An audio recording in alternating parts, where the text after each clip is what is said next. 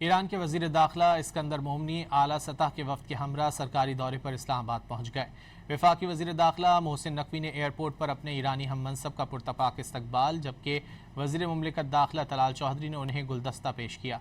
ईरानी सफ़ीर रजा अमीरी मुकद्दम भी इस मौके पर मौजूद थे। मोहसिन नकवी ने कहा कि पाकिस्तान आमद पर अपने भाई इस्कंदर मोमनी को खुशामदीद कहते हैं।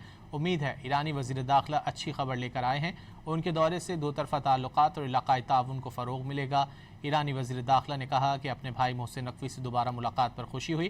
पाकिस्तान और ईरान के ताल्लुकात फ़क़ीदुल मिसाल हैं और वो पाकिस्तानी हुकूमत व आवाम की मेहमान नवाजी के हमेशा मुतरफ़ रहे हैं। ईरानी वज़ीर दाखिला के हमरा गवर्नर जनरल सीस्तान बलोचिस्तान, नायब वज़ीर दाखिला, नायब वज़ीर अर्बन डेवलपमेंट और ट्रांसपोर्ट, नेशनल ईरानी ऑयल कंपनी के सरबरा, वज़ीर ज़राअत के खुसूसी नुमाइंदे समेत दीगर आला हुक्काम शामिल हैं। दौरे के दौरान इस्कंदर मोमनी की वज़ीर आज़म शहबाज शरीफ और फील्ड मार्शल सैयद आसिम मुनीर से मुलाकातें भी मुतवक्के हैं।